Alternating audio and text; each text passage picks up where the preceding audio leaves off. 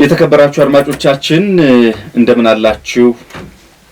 ሰላማችሁ ይብዛ በያላችሁበት። ዛሬ ባለፉት ሳምንታት ቀደም ብለን ስናነሳ ከነበረው ከዚህ ከኮቪድ-19 ጋር በተያያዘ ባለፈው ከዶክተር አስቻለው ወርቁ ጋር ከመተንፈሻ አካላት ጋር በተያያዘ ሰፋ ያለውን ጊዜ ወስደን ቆይታ ማድረጋችን ይታወሳል። ዛሬ ደግሞ ከዶክተር መሐመድ ጋር ቆይታ እናደርጋለን። ዶክተር እንኳን ደህና መጣ። አመሰግናለሁ። እንኳን ደህና ቆየ። ዛሬ እንኳን የምናነሳው ሐሳብ በሁለት ከሙያዊ ከሆኑ ነገሮች ባለፈ ከሀገር ኃላፊነት ጋር እንደዚሁ የተያዙ ሐሳቦችን እያነሳን እናወራለን። በተለይ ደግሞ ኢትዮጵያ በዚህ ሰዓት የሚያስፈልጋት የስድስተኛው ሀገር አቀፍ ምርጫን በተመለከተ ሁሉም የማህበረሰብ ክፍል በዚህ ምርጫ ላይ የራሱን የሆነ አስተዋጽኦ ማድረግ አለበት ተብሎ ይታሰባልና የስድስተኛው ሀገር አቀፍ ምርጫ በሰላም እንዲሁም ደግሞ በዲሞክራሲያዊ መልክ እንዲጠናቀቅ ሁሉም የማህበረሰብ ክፍል የራሱን አስተዋጽኦ ማድረግ መቻል አለበት በሚል ሁሉም ይስማማል። ዶክተር አንተ ተስማማለህ በዚህ ሐሳብ? እጅግ በጣም እስማማለሁ። ከዚሁ ጋር በተያያዘ ቀደም ብለን እንዳነሳ ነው ዶክተር መሐመድ ሽኩር ማን ነው ለሚሉ ሰዎች የተወሰነ ሃይላይት ፕሬዘንት ብታደርግልን ስለራስ። እንግዲህ ዶክተር መሐመድ ሽኩር ማለት ኢትዮጵያዊ ሐኪም ነው።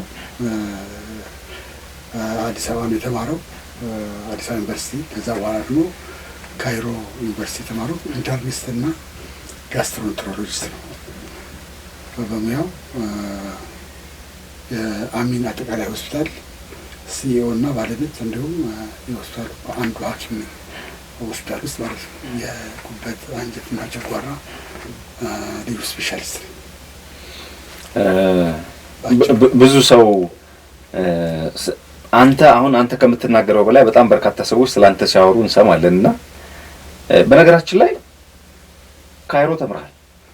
እኔ የመጀመሪያ ዲግሪን በዶክትሬት አዲስ አበባ ከወሰድኩ በኋላ ጥቁር አንበሳ አዲስ አበባ ዩኒቨርሲቲ የውስጥ ደዌ ስፔሻሊቲ 3 ዓመት እንደገና ደግሞ የውስጥ የጨጓራ አንጀት ጉበት ሰብ ስፔሻሊቲ ጋስትሮንትሮሎጂ ቶታሊ ለ5 ዓመት ካይሮ አሜሪካን ዩኒቨርሲቲ ነው የተማርኩት።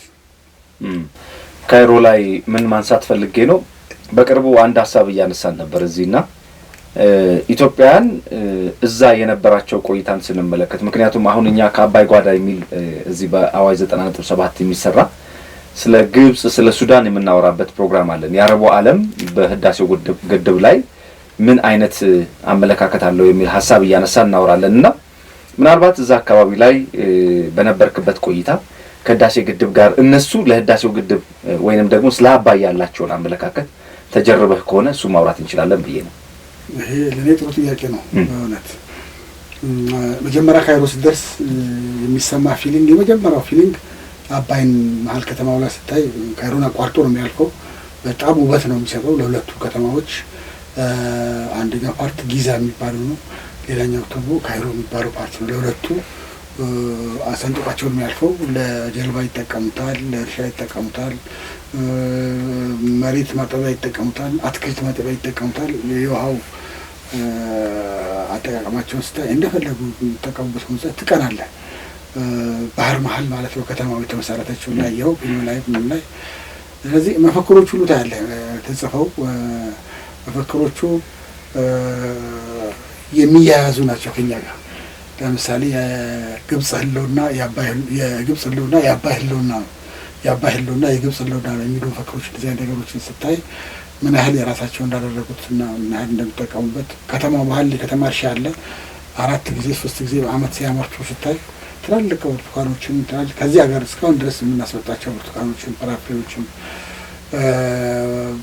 በጣም በብዛት የሚያመርቷቸው እንደ ሰላጣ ያሉ፣ ካሮት፣ ቲማቲም ያሉ፣ እንደ በደርጃን ያሉ በብዛት የመሀል ከተማው ላይ የሚመረተው ራሱ በጣም ነው የምትገረመው። እንደ ሄልዋን የሚባል የከተማው መጨረሻ አካባቢ ያለ ውሃው እንዳለ እስከ ቤታቸው ድረስ እንደፈለጉ እንደ ስዕል ነው የሚያደርጉት እና ተጠቅሞበታል፣ ተለውጦበታል ማለት ትችላለህ። ከዛ በተረፈ ደግሞ እውነትም የግብጽ ህልውና ከአባይ ህልውና ጋር የተያያዘ አሰፋፈራቸው ራሱ አባይን ተከትሎ ነው።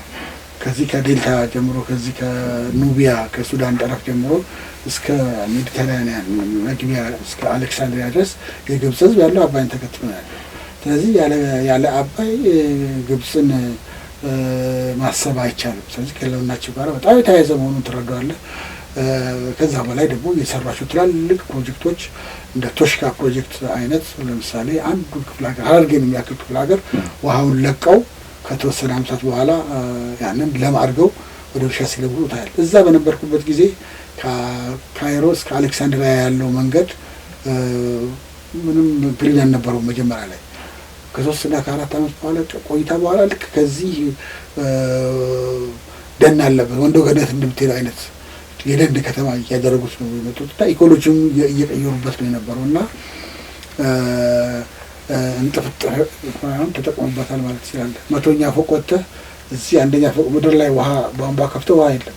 100ኛው ፎቅ ወጥተህ ቧንቧ ስትከፍት የሚወርደው የውሃ ኃይል ስታይ ትገረማለህ። በፓምፕ አድርገው ለእርሻም አፈር ውሃ ብቻ አይደለም የሚሄደው አባይ ውሃ ብቻ ነው ብሎ የሚያስብ ሰዎች አሉ።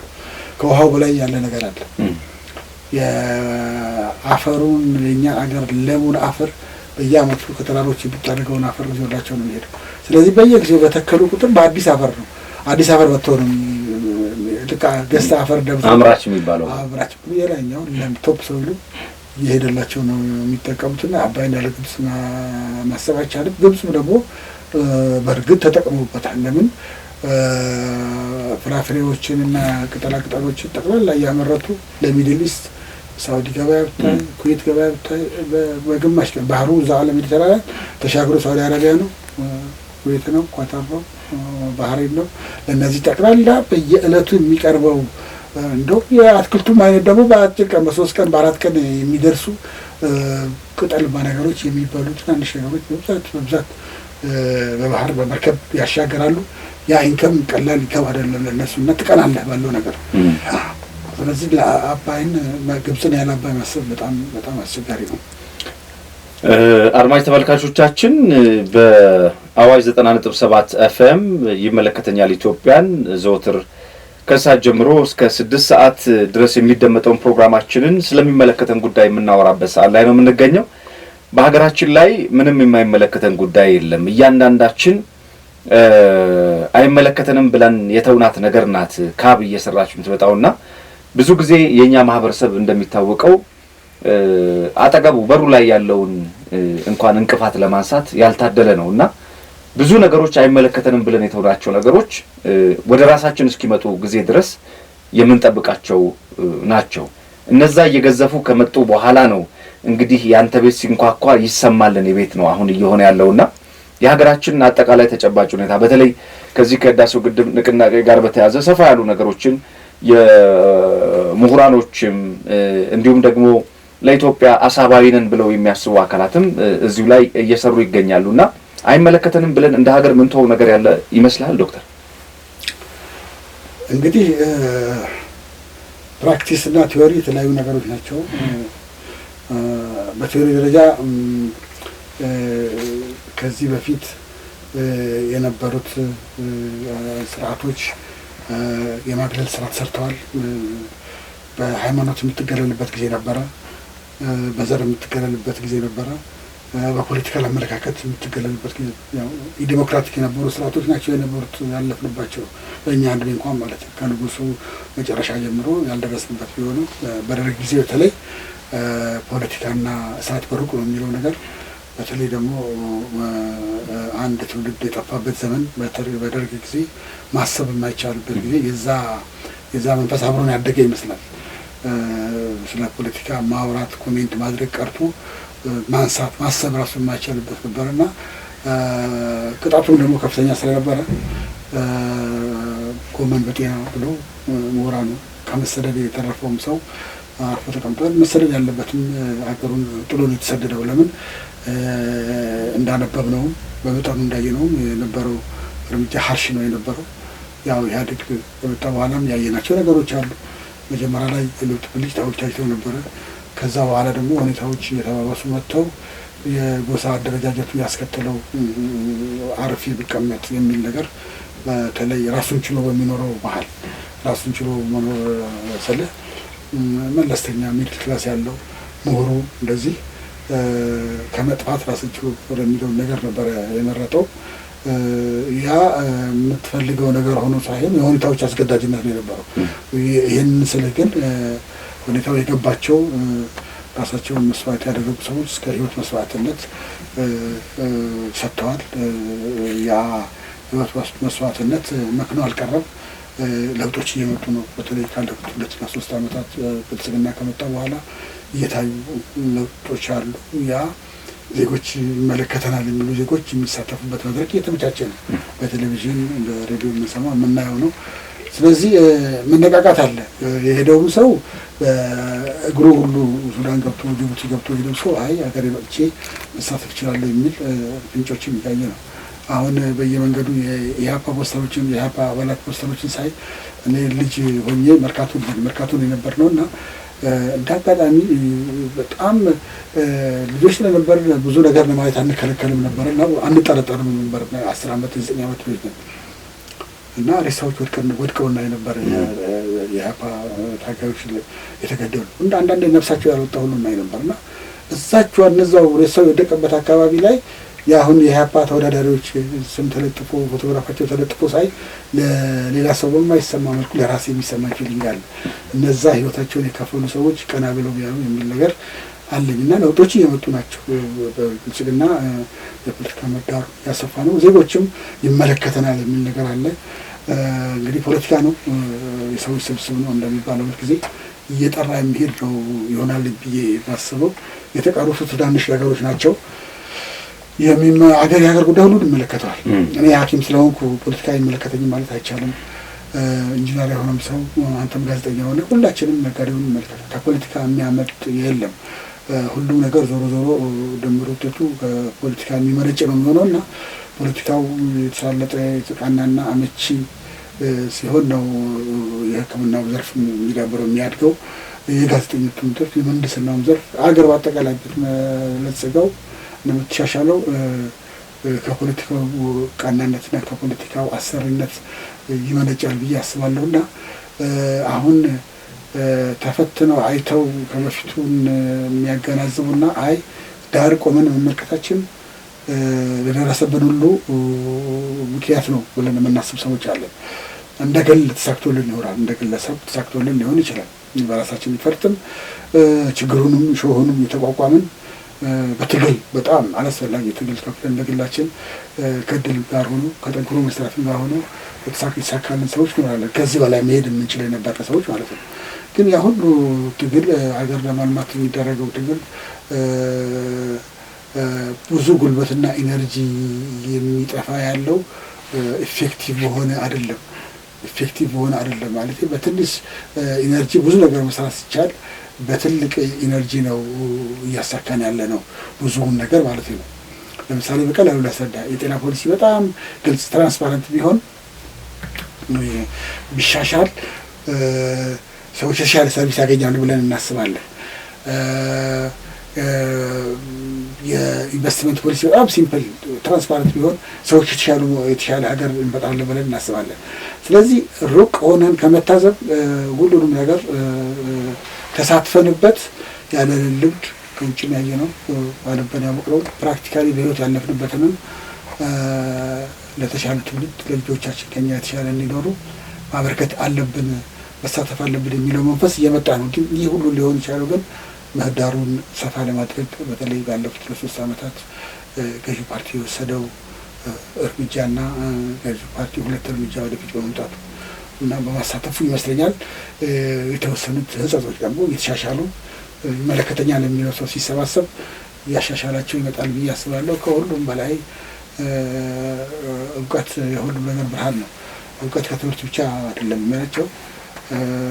በትምህርት ላቸው ላይ ቃሉ አገሩ አገሬ ነው ያሉ ተፈትነው ሀገሪቱ ላይ ሰርተው ውጤታማ የሆኑ ምሁራን ባለሀብቶችም መቀበል መኖር የለበትም። ባለሀብቶችም ባለ ንብረት ናቸው።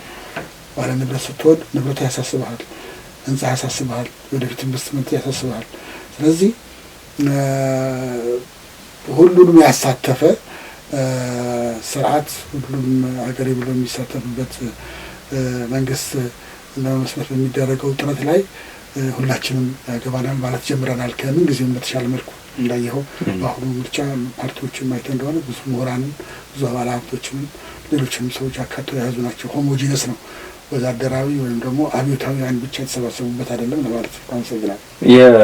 ብዙ ጊዜ አሁን ከዚህ ከምሁራን እይታ ጋር በተያያዘ ምሁር ማን ነው የሚለው በራሱ አንድ አጠያቂ ነገር ሆኖ እስካሁንም ድረስ ያልተፈታ ጥያቄ ነው። ግን ምንድነው በተደጋጋሚ ሲነሳ የምንሰማው ቅድም አንተ እንዳነሳኸው በግል ሁሉም ሰው ሊሳካለት ይችላል።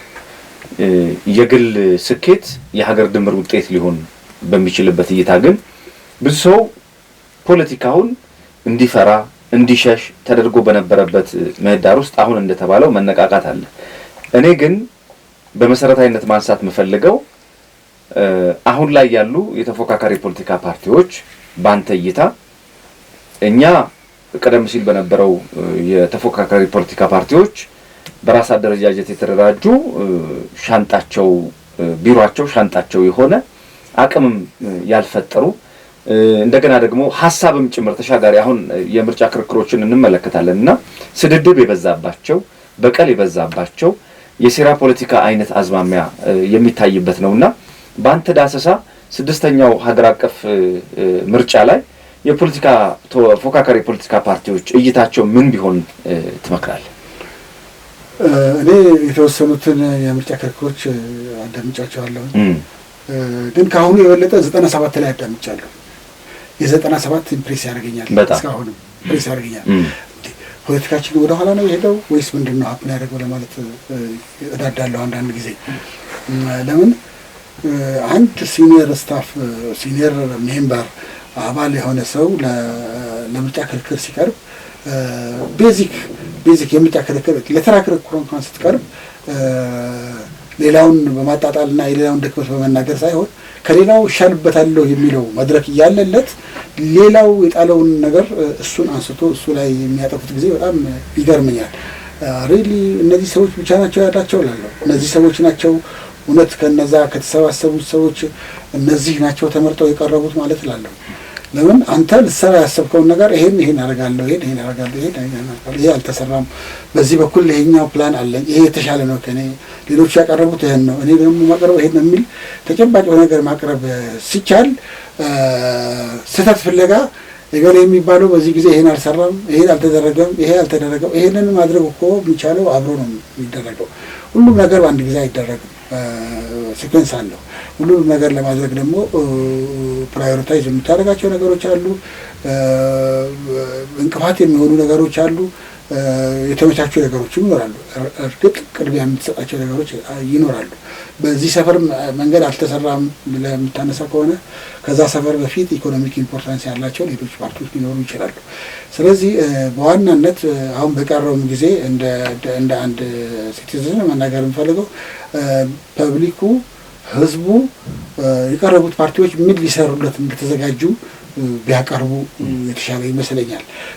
ከዚህ በፊት ተብሎ እንደነበረው ድልድይ ያሰራለሁ ሲል አይ እዚህ እኮ ሰፈር ውሃ የለም ሲል ወንዝም አመጣለሁ በድልድይ እንደዛ አይነት እንዳይሆን ፓርቲዎች ብቃት ያላቸውን ሰዎቻቸውን ተዘጋጅተው የሚሄዱ ሰዎችን ቢያቀርቡ ቁጥር ላይ ፎከስ ያደረገና ኤቪደንስ ቤዝድ የሆነ ነገር ቢያቀርቡ ጥሩ ይመስለኛል። ግን ሁላቸውም የሰላም ተገዥነታቸውን ቢሸነፉ ለሚቀጥለው እንደሚዘጋጁ ቢናገሩ ጥሩ ይመስለኛል። ያው እንዳልከው መተዳደሪያ የመሆን ነገርም እየታየ ነው።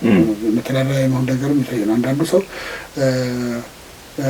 በህይወቱ ሰክሰስፉል ያልሆነ ለቤቱ ለማህበረሰቡ ሰክሰስፉል ያልሆነ ሰው ፓርቲ መስርቶ ቤተሰቦቹን የዛ ፓርቲ አባል አድርጎ አንድ ጊዜ በኤንጂኦዎች ላይ ይታይ እንደነበረው ማለት ነው።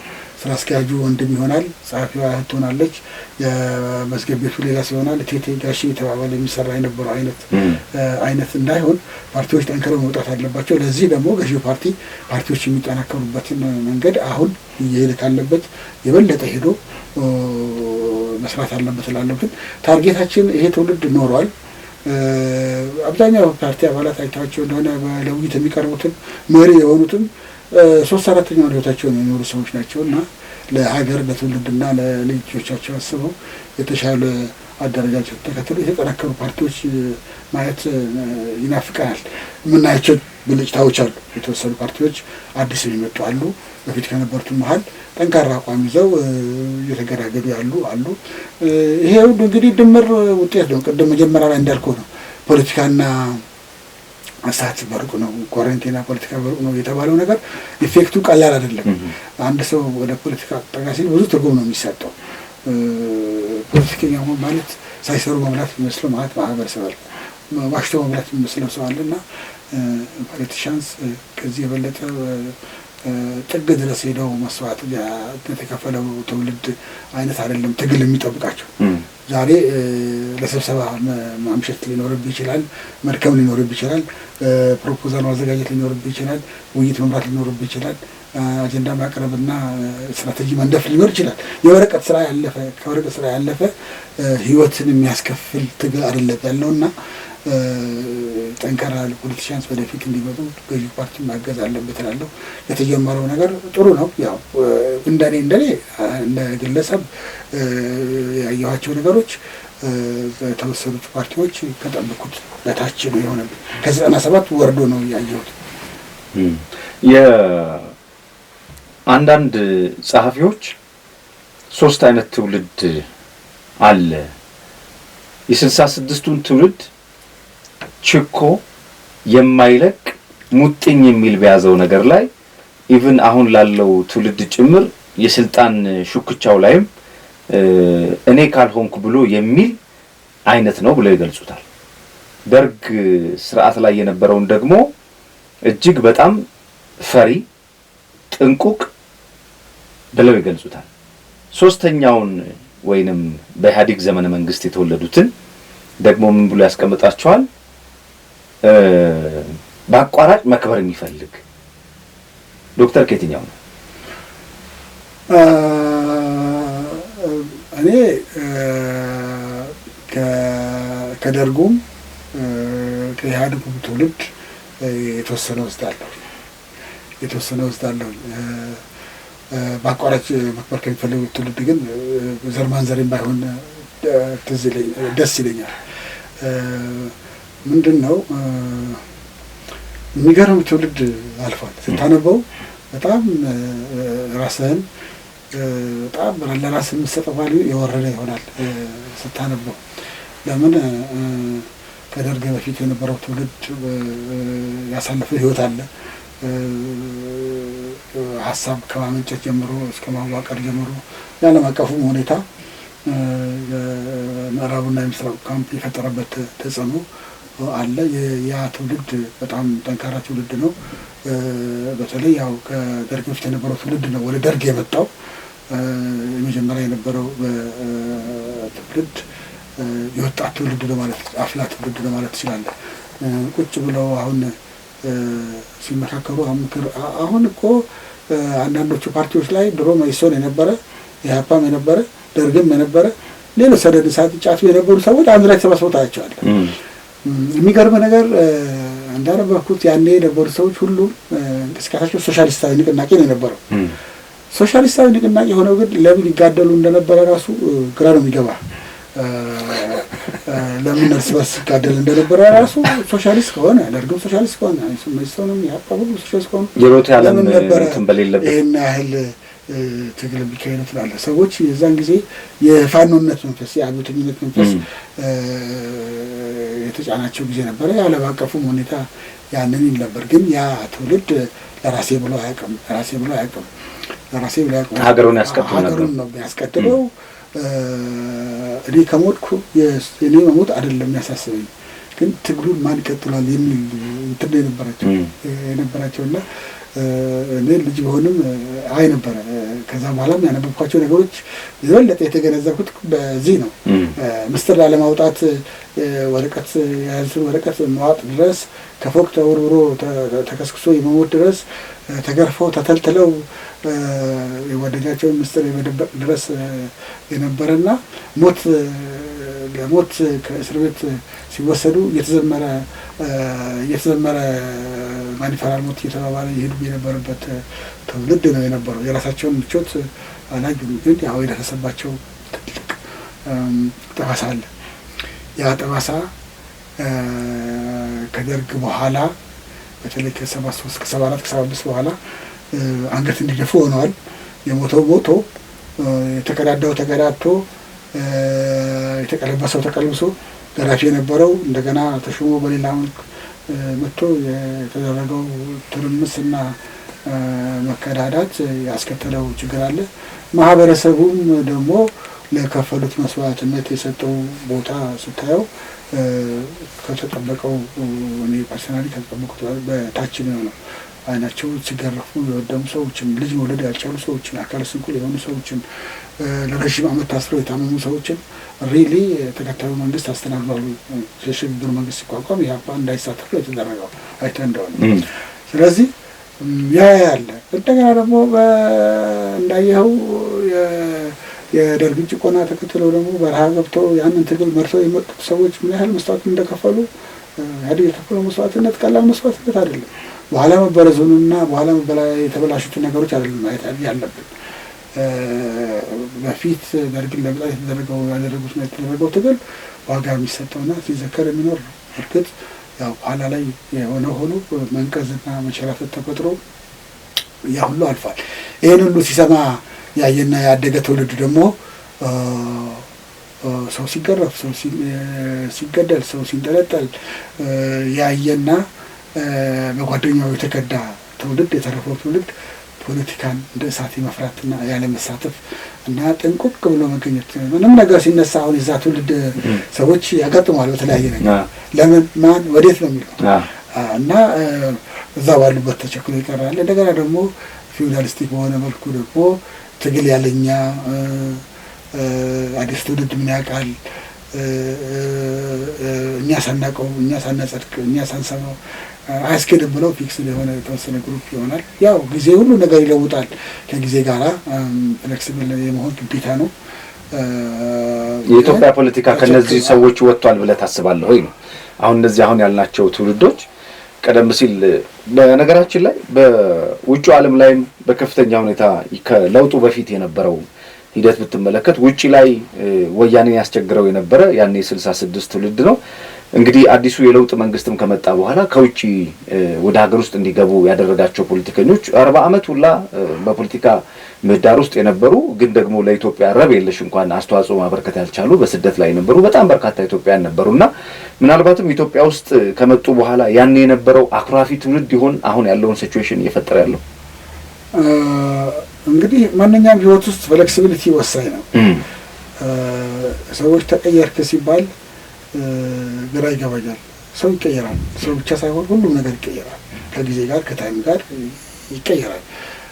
ፍሌክሲብል ያልሆነ ትውልድ ተፈጥሯል ብዬ አስባለሁ። በዛ ዘመን የነበረው ትውልድ ቅድም እንዳልኩህ ነው። እኛ ያላጸደቅነው እኛ ያላየነው በእኛ ሀሳብ ያልመነጨ ነገር አያዋጣም ብለው የሚያስቡ አሉ። ኢቭን የፖለቲካ አመለካከትም እንኳን ስትራቴጂን እና ለመለወጥ ከዓለም ሁኔታ ጋር ለመለወጥ ፊክስድ የሆኑ ሰዎች ያጋጥመዋል። ለሁሉም ነገር እኛ ነን የሚል ማለት ነው። ዓለም በፍጥነት የተለወጠ ነው። ግሎባላይዜሽን ነው። ዛሬ ለትናንሾቹ ልጆች ቤት ውስጥ ካንተ በብዙ ነገር ቀድመው ሄደዋል። ኤሌክትሮኒክ በሆነ ነገር ላይ ቴክኖሎጂ በሆነ ነገር ላይ ቀድመው ሄደዋል። ያንን ካልተቀበልን መራመድ አንችልም። ስለዚህ ሁሉም ለሁሉም ጊዜ ያለው የሚባለው ለዚህ ነው እና ሄዶ ድምር ውጤትን ማየት ድምር ውጤት ምንድን ነው ሊያስከትል የሚችለው የሚለውን ማየት ኢምፖርታንት ይመስለኛል። የዛኔው ትውልድ አሁን እንዳልከው በተለያየ አጋጣሚ የምናያቸውና እንደዚህ ሊታጠፉ የማይችሉ ሊሻሻሉ የማይችሉ ነገሮችን ኢምፖዝ የሚያደርገው ሁሉ ነው ባይባልም በዛ ትውልድ የመጣውና በዛ ትውልድ ፊት የነበረው ነው። እድሜ ልኬን ፊት መሆን አለብኝ እኔ ያላጸደቅኩት የሚለው ነገር እሱ ችግር ያለው ይመስለኛል። እንግዲህ እድሜያችን በተለያየ እድሜ ደረጃ ስናልፍ የተለያየ አመለካከት ነው የሚኖረን። የዛሬ 15 ዓመት እኔ የነበረኝ አመለካከት ሌላ ነው። የዛሬ ዓመት የሚቀጥሉት ደግሞ ምን እንደሚሆን አታውቅም። እድሜ እያበሰለ ፖለቲካ እያበሰለ ሲሸት እያበሰሉ ሲሄዱ እየተለወጥክ ነው የምትሄደው። ከዓለም አቀፉ አትሞስፌር ከግሎባላይዜሽኑ የምንወጣ አይደለንም። አሁን ግሎባላይዜሽን ውድድር ነው። ሰልፍ ላይ ግለሰብ ላይ ዲፔንድ ያደረገ ነው። ግለሰብ ላይ ዲፔንድ አድርገ ከግለሰብ የመነጨ አገራዊ እይታ ነው የምትሰራው የምትታገለውም። መጀመሪያ ራስን ለመለወጥ ነው። ራስ ስትለወጥ ማህበረሰብ ይለወጣል ነው። ይሄ ሴንስ መሆን አለበት። ራስ ተለውጬ ማህበረሰብ ይለወጣል፣ ማህበረሰቡም ተለውጦ እኔ እለወጣለሁ የሚል አመለካከት ነው ያለውና እንዳልኩ አዲስ ነገር ለመቀበል የሚቸገረው ብዙ የቆየው ትውልድ አባላት ይኖራሉ። ትልቅ ግሬስ የነበራቸው ያን ጊዜ አሁን ቁጭ ብለህ ስታነጋግራቸው ድሮ አመልከው የነበረው እንደ ትልቅ አየው የነበረው ሪሊ ይሄው ሰውዬ ነው ማለት እስክትል ድረስ ትሄዳለህ። በትናንሽ ነገሮች የብሔረሰቦችን እኩልነት፣ የሰዎችን እኩልነት፣ የሰዎችን ነጻነት፣ የቋንቋን ነጻነት ይሄን ሳትቀበል አንድና አንድ ሆነ ውጣ ተብሎ የሚባለው ነገር የራስህን ማንነት ሳትይዝ በአሁን ጊዜ የሌላውን አንጸባርቅ መባል ለአዲሱ ትውልድ በጣም ይከብዳል። የጅምላ ጉዞ አይሆንም። ምንድነው እንደ ሀገር እየሰራ እንደ ዓለም እያሰብክ ካልተንቀሳቀስክ አስቸጋሪ ነው እና አንዳንዴ ገርም ይለኛል ከጥንቱ ከበፊቶቹ ቱባ ታጋዮች እና ቱባ ፊት ከነበሩ ሰዎች የሚመጡ አይዳዎች ያንን ዘመን እንድትመረምር ያኔ በልጅነት ጭንቅላት አፕሳይድ ዳውን ገልብጠህ ታስበው የነበረው ነገር ሪሊ እነዚህ ሰዎች ነበሩ ያንን ነገር ሊመሩ ያስቡት ሊሰሩ ያሰቡት የሚያሳይ ነገር ይገጥማል። እና ሁል ጊዜ ፈጣሪም ቢሆን አዲሱን የሚፈጠው አዲሱ ነው። በእስልምና ሙሳም በሙሳ ዘመን ኢሳም በኢሳ ዘመን የሚባል ነገር አለ። መላእክቶች እንኳን በየዘመናቸው የዘመናቸውን ነው መልእክት ይዘው የሚሄዱት። ግን ቢቻል ችግር ላለመሆን ዩኒቨርሳል በሆኑ ነገሮች ችግር ላለመሆን ቢሞክሩ ጥሩ ነው ብዬ አስባለሁ። ሌላ የተከታይ ጉዳይ ነው። በድሮ ቶን የሚከተላቸው ሰው ደግሞ አለ። በድሮ እውቀትና በድሮ ቶን ያንን ቆም ብሎ ማሰብና ተራማጅነት ባለውን መንፈስ ማምጣት ያስፈልጋል የሚል ሀሳብ አለኝ አዘፈርሰን።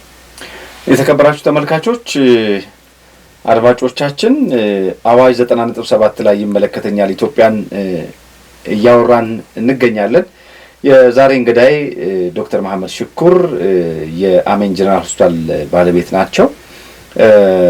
በቆይታችን እንግዲህ ወደ ኋላም ወደፊትም እየሄድን አሁን ላይ ደግሞ ያለውን ተጨባጭ ሁኔታ እየመረመርን ለሰዎች የእውቀት ከፍታ፣ ለሰዎች የአስተሳሰብ አድማስ ስፋት፣ ለሰዎች እንደ አንድ የእውቀት ግብአት ሊሆኑ የሚችሉ ሀሳቦችን እያነሳን እንጨዋወታለን። በዚህ ቆይታችን እንግዲህ የምታተርፉት ምንድን ነው? አንደኛ ቀድሞ የነበረው ከዚህ ከሀገራዊ ምርጫ ጋር በተያያዘ እንግዲህ ከኢህአዴግ ዘመነ መንግስት ጀምሮ ምርጫን በተመለከተ ማን ይናገር የነበረ ነው አይደለ? የሚናገረው የነበረ ሰው ነው ማውራት ያለበት። ዘመኑን የዋጀም ጭምር የተነበቡ ነገሮች ብቻ ሳይሆን በዘመኑ የነበሩ ሰዎች ሲያወሩ፣ ለነገሩ ቅርበት ያላቸው ሰዎች ሲናገሩ፣ የበለጠ በችግሩም ደግሞ ገፈት ቀማሽ የነበሩ ሰዎች ሲናገሩ ጉዳዩን የበለጠ ቅርበት እንዲኖረን ያደርጋልና እሱን ነው እያወራን የምንገኘው። አድማጮች በ6804 ላይ ቴክስት ልታረጉልን ትችላላችሁ። ዶክተር መሐመድን መጠየቅ የምትፈልጉ ጥያቄ ካለ ለመጠየቅ እንዲመቻችሁ። ዛሬ ከዶክተር ጋር የምናደርገው ቆይታ ከሕክምና ሙያ ጋር የተያዙ ነገሮችን አይደለም እያነሳን ያለ ነው። ፐርሰናል የሆኑ ነገሮችና እንዲሁም ደግሞ ከዚህ ከሀገር አቀፍ ምርጫው ጋር በተያያዘ ምን ለማድረግ አስቧል? ምንስ ላይ ነው አሁን ያለበት ተጨባጭ ሁኔታ?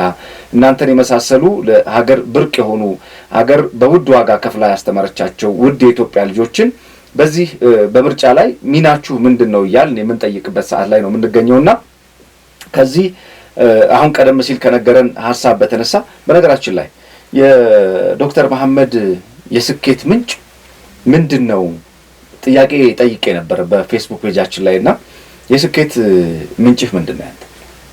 እኔ የስኬት ምንጭ ጠንክሮ መስራት ብቻ ነው። ነገር ማሰብ፣ ቪዥነሪ መሆን፣ ጠንክሮ መስራት ብቻ። አሁን ያለህበትን ደረጃ በፊት ፕሬዲክት አድርገው ነበር? እኔ ትምህርት ስማር ታስቦበት መማር አለበት ተምሮ በትምህርት ይተዳደራል ተብዬ አይደለም የተማርኩት። አጎቴ የሚያከራየው ቤት ነበር ክፍለ ሀገር፣ አስተማሪ ተከራየው። በቃ ሂዱና እዛ ከእሱ ጋር ተማሩ ተባል። ክፍለ ሀገር ጀመር ማለት ነው። ወደ ጅማ አጋሩ አካባቢ ቦቶ የምትባል ሀገር ነው። አዲስ አበባ ከመጣሁ በኋላ እኔ አዲስ አበባ የመጣሁት በአዲስ አበባ አልፌ አገር ቤት ለመሄድ ነው። እናቴ አገጣ ስለነበረች ማለት ነው። እናቴ ጋር ሄዳለሁ ግን አክስቴ ቤት ደግሞ ልጇ በኔ የኔ ታናሽ ነው ኢሚዲየትሊ ብቻውን ትምህርት ቤት ሄደው በቃ እሱ ብቻውን ትምህርት ቤት ከቤት ከእሱ ጋር ትምህርት ቤት ተብዬ የተማርኩት። ቤታችን የተማረ ሰው የለም፣ ሁሉም ነጋዴ ቤታቸው ሮል ሜደል የምናደርገው አንድም የተማረ ሰው የለም። ግን ስንማር አንደኛ ስወጣ አንደኛ ወጣ ሲባል ሚኒስትሪ መቶ ሳመጣ ስድስተኛ መቶ አንደኛ ወጣ ሲባል በሚቀጥለው ሁለተኛ ለመወጥ በዛው ገፋሁበት ማትሪክ 3.8 አመጣሁ። ከዛ አዲስ አበባ ዩኒቨርሲቲ ሜዲካል ስኩል ገባሁ። ስለዚህ ኦልዌይስ የያዝኩትን ነገር በርትቶ መስራት ነው። አሁንም ከፖስት ግራጁዌት በኋላ ሀገሬን መጥቼ ፕራይቬት ሆስፒታል የሰራሁት ከመሄዴ በፊት የተለያዩ ቦታዎች ሰርቻለሁ። እሱ የራሱ ታሪክ ያለው ነው። እንደ ሆስፒታል በመንግስት አርሲ ክፍለ ሀገር ሰርቻለሁ። በኤንጂኦ ወደ ስልጤ ዞን አልከሶ ክሊኒክ አወሊያ በጤና ጣቢያ ሰርቻለሁ። በዛ በኩል ነው ስኮላርሽፕ የሄድኩት። ከተመለስኩም በኋላ የራሴን ስራ ስጀምር ጠዋት በግድ መነሳት አለብኝ። እነሳለሁ። እንደ ተቀጣሪ አይደለም ስራዬ ነው። አለቃዬ ጓደኞቼ ይሉኛል አምሽተን በጠዋት ገብቼ ሲያዩ ቀድመን ገብተናል እኮ ስለዚህ አለቃ እኮ አልፈልግም ስራዬ ነው። አለቃ ስራ ያስደስተኛል። ስራዬ ሀገርን መለወጥ እንደሚችል ማቹር እየሆንኩ ስሄድ ደግሞ ከትምህርቱ በኋላ መስራት የወረስነው ሀብት የለም፣ ንብረት የለም። ስለዚህ ጠንክሮ መስራት ሀገር መለወጥ ይቻላል በሚል መንፈስ ነው ከካይሮም ስመለስ እዛው አሜሪካ መሄድ ይችል ነበር። የትኛውም ሀገር ሚድል ኢስት አረብኛ ተናጋሪ ነኝ። ካይሮ የተማርኩት ሳውዲ መስራት እችላለሁ። ዱባይ፣ ኳታር፣ ኩዌት ሰብ ስፔሻሊስት ነኝ። አገር ቤት መለወጥ ይቻላል፣ ከስክራች መጀመር ይቻላል በምንወጣውትን ያንን የፈጣሪ እርዳታ እንደተጠበቀ ሆኖ ፈጣሪ ቢሆን መንገዱን ስትዘለፍ ነው። ልክ ነው።